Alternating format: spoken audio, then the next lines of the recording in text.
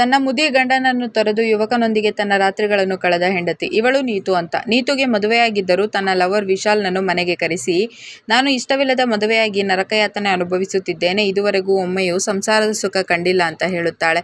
ಆವಾಗ ಖುಷಿಯಾದ ವಿಶಾಲ್ ಅವಳಿಗೆ ಸ್ವರ್ಗ ಸುಖ ತೋರಿಸುತ್ತಾನೆ. ಕತೆ ಈಗ ಫ್ಲಾಶ್ ಬ್ಯಾಕ್ಗೆ ಹೋಗುತ್ತದೆ. ಇವನು ಶೇಖರ್ ಅಂತ. ಶೇಖರ್ನ ಮೊದಲ ಹೆಂಡತಿ ತೀರಿ ಹೋಗಿದ್ದು, ಅವಳಿಂದ ಮಾನ್ಸಿ ಎನ್ನುವ ಮಗಳು ಕೂಡ ಇರುತ್ತಾಳೆ. ಶೇಖರ್ ಮಾನ್ಸಿಯನ್ನು ನೋಡಿಕೊಳ್ಳಲು ನೀತುಳನ್ನು ಮದುವೆಯಾದರೆ ನೀತು ಮನಸ್ಸಿಲ್ಲದಿದ್ದರೂ ತನ್ನ ತಂದೆಯ ಒತ್ತಾಯಕ್ಕಾಗಿ ಶೇಖರ್ನನ್ನು ಮದುವೆಯಾಗಿರುತ್ತಾಳೆ.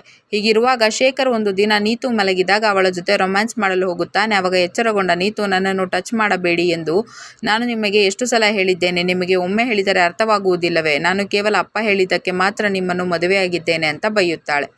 ಆವಾಗ ಶೇಖರ್, ನಾನೀಗ ಅಂಥದ್ದೇನು ಮಾಡಿದೆ, ನಾನು ಕೂಡ ಮಾನ್ಸಿಗೆ ಒಬ್ಬಳು ತಾಯಿ ಸಿಗಲೆಂದು ನಿನ್ನನ್ನು ಮದುವೆಯಾಗಿದ್ದೇನೆ ಅಂತ ಹೇಳುತ್ತಾನೆ. ಆವಾಗ ನೀತು, ನಾನು ನಿಮಗೆ 10 ವರ್ಷ ಮಗುವಿನ ತಾಯಿಯ ಹಾಗೆ ಕಾಣುತ್ತೀರಾ, ಅಷ್ಟೊಂದು ಆಸೆ ಇದ್ದರೆ ನಿಮ್ಮ ವಯಸ್ಸಿಗೆ ತಕ್ಕ ಮಹಿಳೆಯನ್ನು ನೋಡಿ ಮದುವೆಯಾಗಬೇಕಿತ್ತು ಅಂತ ಬೈಯುತ್ತಾಳೆ. ನಂತರ ಶೇಖರ್ ಆ ವಿಷಯ ಊರಿಗೆ ಹೋದಂತಹ ತನ್ನ ತಾಯಿ ಪ್ರಭಾಗೆ ಹೇಳುತ್ತಾನೆ. ಆವಾಗ ಪ್ರಭಾ ಅವಳಿಗೆ ಅಡ್ಜಸ್ಟ್ ಆಗಲು ಸ್ವಲ್ಪ ಸಮಯ ಕೊಡು, ಸದ್ಯದಲ್ಲೇ ನಾನು ಊರಿಗೆ ವಾಪಸ್ ಬರುತ್ತಿದ್ದೇನೆ, ಆಮೇಲೆ ಎಲ್ಲ ಸರಿ ಹೋಗುತ್ತದೆ ಅಂತ ಹೇಳುತ್ತಾಳೆ. ಆವಾಗ ಅದನ್ನೆಲ್ಲ ಕೇಳಿಸಿಕೊಂಡ ನೀತು ಕೋಪಗೊಂಡು ತನ್ನ ತಂದೆ ಶಂಕರ್ ಹತ್ತಿರ ಹೋಗಿ, ನನಗೆ ನಿಮ್ಮ ವಯಸ್ಸಿನ ವ್ಯಕ್ತಿಯ ಜೊತೆ ಮದುವೆ ಮಾಡಿ ನನಗೆ ದೊಡ್ಡ ಮೋಸ ಮಾಡಿಬಿಟ್ಟಿರಿ, ನಾನು ನನಗೆ ಇಷ್ಟವಾದ ಹುಡುಗನನ್ನು ಮದುವೆಯಾಗಿ ಅವನ ಜೊತೆ ಸುಖವಾಗಿರಬೇಕೆಂದು ಎಷ್ಟೆಲ್ಲ ಕನಸು ಕಂಡಿದ್ದೆ ಅಂತ ಅಳುತ್ತಾಳೆ. ಆವಾಗ ಶಂಕರ್, ನಾನು ಹಣವೊಂದಿದ್ದರೆ ಎಲ್ಲ ಖುಷಿ ಸಿಗುತ್ತದೆ ಅಂತ ಅಂದುಕೊಂಡು ಶೇಖರ್ ಜೊತೆ ನಿನ್ನ ಮದುವೆ ಮಾಡಿಬಿಟ್ಟೆ, ಆದರೆ ಇನ್ಮೇಲೆ ನಾನು ನಿನ್ನ ಜೀವನ ಹಾಳಾಗಲು ಬಿಡುವುದಿಲ್ಲ ಅಂತ ಹೇಳುತ್ತಾನೆ. ಮರುದಿನ ಶೇಖರ್ ಮತ್ತೊಮ್ಮೆ ನೀತು ಹತ್ತಿರ ಹೋಗಲು ಟ್ರೈ ಮಾಡುತ್ತಾನೆ. ಆವಾಗ ನೀತು ಮತ್ತೆ ಅವನನ್ನು ಬೈದಾಗ ಕೋಪಗೊಂಡ ಶೇಖರ್, ನೀನಂತೂ ಒಳ್ಳೆ ಹೆಂಡತಿ ಹಾಗೂ ತಾಯಿ ಆಗಲಿಲ್ಲ, ಇನ್ಮೇಲೆ ನಿನ್ನ ಇಷ್ಟ, ಇಲ್ಲಿ ಇರುವುದಾದರೆ ಇರು, ಇಲ್ಲದಿದ್ದರೆ ನನ್ನನ್ನು ಬಿಟ್ಟು ಹೋಗು ಅಂತ ಬೈಯುತ್ತಾನೆ. ಆದ್ದರಿಂದ ನೀತು ಬೇಜಾರಾಗಿ ಕುಳಿತಾಗ ನೀತುಳ ಕಾಲೇಜ್ ಫ್ರೆಂಡ್ ವಿಶಾಲ್ ನೀತುಗೆ ಕಾಲ್ ಮಾಡುತ್ತಾನೆ. ಆವಾಗ ಖುಷಿಯಾದ ನೀತು ಆತನನ್ನು ಮನೆಗೆ ಕರೆಸಿ, ನೀನು ಈಗೀಗ ತುಂಬಾ ಹ್ಯಾಂಡ್ಸಮ್ ಆಗಿದ್ದೀಯಲ್ಲ, ಇಷ್ಟು ದಿನ ಎಲ್ಲಿದ್ದೆ ಅಂತ ಕೇಳುತ್ತಾಳೆ. ಆವಾಗ ವಿಶಾಲ, ಎಲ್ಲ ಮಾತುಗಳ ಬೇಡ, ನಾನು ಮೊದಲಿನಿಂದಲೂ ನಿನ್ನನ್ನು ಇಷ್ಟಪಡುತ್ತಿದ್ದೆ, ಆದರೆ ನಾನು ತಡ ಮಾಡಿ ತಪ್ಪು ಮಾಡಿಬಿಟ್ಟೆ, ಅಷ್ಟರಲ್ಲಿ ನಿನ್ನ ಮದುವೆಯಾಗಿ ಹೋಯಿತು ಅಂತ ಹೇಳುತ್ತಾನೆ. ಆವಾಗ ನೀತು, ನಾನು ಕೂಡ ಇಷ್ಟವಿಲ್ಲದ ಮದುವೆಯಾಗಿ ನರಕಯಾತನೆ ಅನುಭವಿಸುತ್ತಿದ್ದೇನೆ, ಇದುವರೆಗೂ ಒಮ್ಮೆಯೂ ಸಂಸಾರದ ಸುಖ ಕಂಡಿಲ್ಲ ಅಂತ ಹೇಳುತ್ತಾಳೆ. ಆವಾಗ ಖುಷಿಯಾದ ವಿಶಾಲ್ ಅವಳಿಗೆ ಐ ಲವ್ ಯು ಅಂತ ಹೇಳಿದರೆ ನೀತು ಅವನನ್ನು ತಬ್ಬಿಕೊಳ್ಳುತ್ತಾಳೆ. ನಂತರ ವಿಶಾಲ್ ನೀತುಳನ್ನು ಬೆಡ್ರೂಮ್ಗೆ ಎತ್ತಿಕೊಂಡು ಹೋಗಿ ಸ್ವರ್ಗ ಸುಖ ಕಾಣುತ್ತಾನೆ. ಕತೆ ಈಗ ವಾಸ್ತವಕ್ಕೆ ಬರುತ್ತದೆ. ನಂತರ ಡೋರ್ ಬೆಲ್ ಸದ್ದಾಗುತ್ತದೆ. ಆವಾಗ ವಿಶಾಲ್ಗೆ ಹೊರಗಡೆ ಹೋಗಲು ಬೇರೆ ಮಾರ್ಗವಿಲ್ಲದಿದ್ದಾಗ ಹೆದರಿದ ನೀತು ಆತನಿಗೆ ಹಾಲ್ನಲ್ಲೇ ಕುಳಿತುಕೊಳ್ಳಲು ಹೇಳುತ್ತಾಳೆ.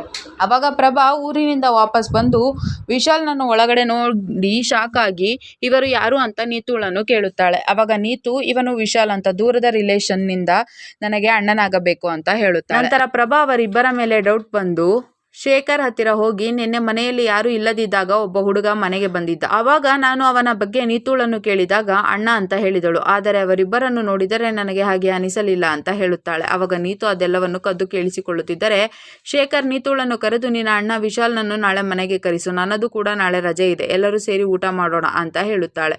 ನಂತರ ನೀತು ವಿಶಾಲ್ಗೆ ಕಾಲ್ ಮಾಡಿ ನಡೆದ ವಿಷಯ ತಿಳಿಸಿ, ನಮ್ಮ ಮೇಲೆ ಇವರಿಗೆ ಡೌಟ್ ಬಂದಿರಬೇಕು ಅಂತ ಹೇಳುತ್ತಾಳೆ. ಆವಾಗ ವಿಶಾಲ್, ನೀನೇನು ಹೆದರಬೇಡ, ನಾಳೆ ನಾನು ಅಲ್ಲಿಗೆ ಬಂದು ಎಲ್ಲರ ಡೌಟ್ ಕ್ಲಿಯರ್ ಮಾಡುತ್ತೇನೆ ಅಂತ ಮರುದಿನ ಮನೆಗೆ ಬರುತ್ತಾನೆ. ಆವಾಗ ಪ್ರಭಾ, ನೀನು ನೀತುಗೆ ಹೇಗೆ ಅಣ್ಣನಾಗಬೇಕು ಅಂತ ವಿಶಾಲ್ನನ್ನು ಕೇಳುತ್ತಾಳೆ. ಆವಾಗ ನೀತು, ವಿಶಾಲ್ ನನಗೆ ಅಜ್ಜಿಯ ಅಕ್ಕನ ಮೊಮ್ಮಗ, ಹಾಗಾಗಿ ನಾವಿಬ್ಬರು ಅಣ್ಣ ತಂಗಿ ಆಗಬೇಕು ಅಂತ, ನಿಮಗೆ ಪ್ರವಚನದ ಟೈಮ್ ಆಗಿದೆ, ನೀವಿನ್ನು ಹೋಗಿ ಅಂತ ಪ್ರಭಾಳನ್ನು ಆಚೆ ಕಳಿಸುತ್ತಾಳೆ.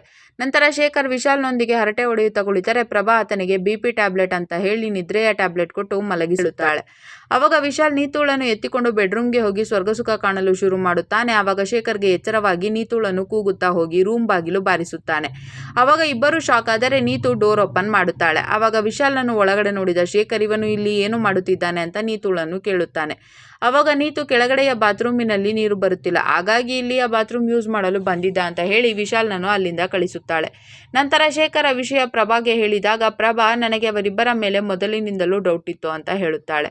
ಆವಾಗ ಶೇಖರ್, ನಾನು ಮೊದಲು ವಿಶಾಲ್ ಬಗ್ಗೆ ನೀತುಳನ್ನು ಕೇಳುತ್ತೇನೆ, ಅವಳೇನು ಹೇಳದಿದ್ದರೆ ಕೊನೆಗೆ ಶಂಕರ್ ಅವರನ್ನು ವಿಚಾರಿಸುತ್ತೇನೆ ಅಂತ ಹೇಳಿ ನೀತು ಹತ್ತಿರ ಹೋಗಿ, ನಾನೆಂದು ಈ ಹಿಂದೆ ನಿಮ್ಮ ಸಂಬಂಧಿಕರಲ್ಲಿ ವಿಶಾಲ್ನನ್ನು ಎಲ್ಲಿಯೂ ನೋಡಿಲ್ಲ, ವಿಶಾಲ್ಗೂ ನಿನಗೂ ಏನು ಸಂಬಂಧವಿದೆ ಅಂತ ಕೇಳುತ್ತಾನೆ.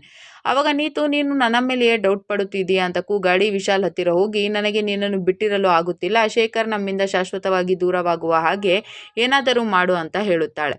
ಆವಾಗ ವಿಶಾಲ್ ಶೇಖರ್ನನ್ನು ಜಗ್ಗು ಹತ್ತಿರ ಸುಪಾರಿ ಕೊಟ್ಟು ಕೊಲಿಸೋಣ, ಅದಕ್ಕಾಗಿ 5 ಲಕ್ಷ ಹಣ ಬೇಕು ಅಂತ ಹೇಳುತ್ತಾನೆ. ಆವಾಗ ನೀತು, ಆ ಹಣ ಯಾರು ಕೊಡುತ್ತಾರೆ ಅಂತ ವಿಶಾಲ್ನನ್ನು ಕೇಳಿದರೆ ಈ ಕಡೆ ಶೇಖರ್ ಶಂಕರ್ನನ್ನು ಮೀಟ್ ಆಗುತ್ತಾನೆ. ನಂತರ ವಿಶಾಲ್ ಹಾಗೂ ನೀತು ಶಂಕರ್ ಹತ್ತಿರ ಹೋಗುತ್ತಾರೆ. ಅವಾಗ ಶಂಕರ್, ನೀನು ಮೊನ್ನೆ ನನ್ನ ಹತ್ತಿರ ಬಂದು ಸಂಸಾರದ ಸುಖ ಸಿಕ್ಕಿಲ್ಲ ಅಂತ ದುಃಖಪಟ್ಟಾಗ ನನಗೆ ತುಂಬ ಬೇಜಾರಾಯಿತು.